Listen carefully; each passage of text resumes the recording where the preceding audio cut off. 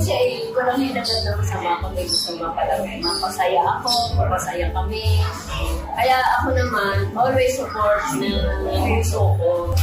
Ano lang po, talagang, kumbaga, titignan ko lang yung point of view ng kunyari, nanay, na mas nakakatanda na, ano bang gusto ng isang magulang?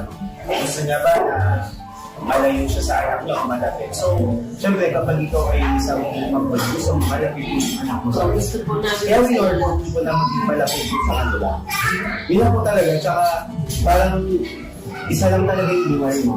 So, parang kung may kaya kang gawin or parang masaya lang. parang kasi di mo naman masasabi din mo hawak ang buhay lang. Kaya alam mo yun, sige, banding lang, happy lang, good vibes. Masaya lang.